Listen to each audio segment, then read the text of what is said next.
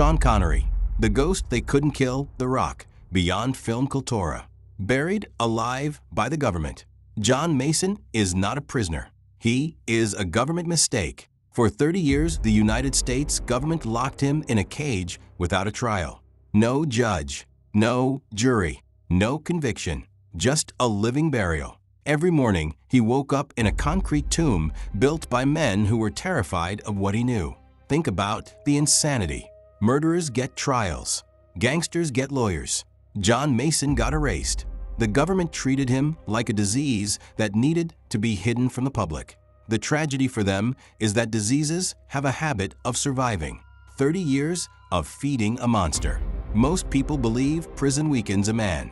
Sometimes it does. Sometimes it creates one. Every day Mason spent behind bars became another day studying people, studying weaknesses, studying systems. The old man delusion.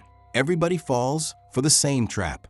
Gray hair, wrinkles, age. People see an older man and assume weakness. That is one of the dumbest assumptions human beings make. Experience wears wrinkles. Survival wears wrinkles. Danger wears wrinkles. The FBI looks like amateurs. The moment Mason leaves prison, the experts begin embarrassing themselves. Agents follow him. Agents watch him. Then Mason starts moving. Within minutes, the professionals look like mall security chasing a ghost. The shower room slaughter. Then comes the moment where the masks come off. The shower room. The military team enters believing they are the heroes. Highly trained, highly armed. A few moments later, they are corpses.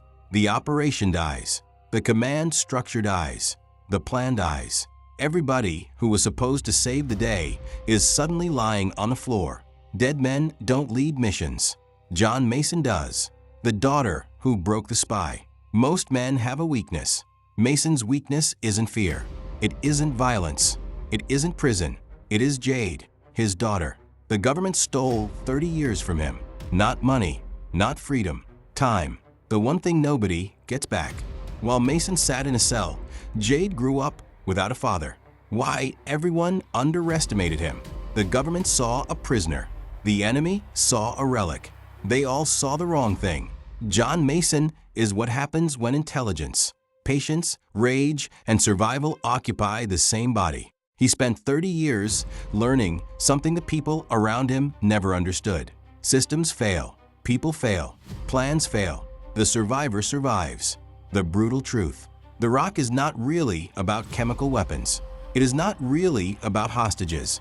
It is about what happens when powerful people create a problem they believe is safely buried. Then one day they need the very man they destroyed. The same government that locked Mason away suddenly comes begging for help. The buried ghost becomes the only person capable of saving the people who buried him. Final verdict. John Mason is not the hero of The Rock. He is something much more dangerous. He is proof that some people cannot be broken. Ignored? Yes. Imprisoned? Yes. Betrayed? Absolutely. Broken? Never. For 30 years, the government tried to turn him into a memory. Instead, they created a legend.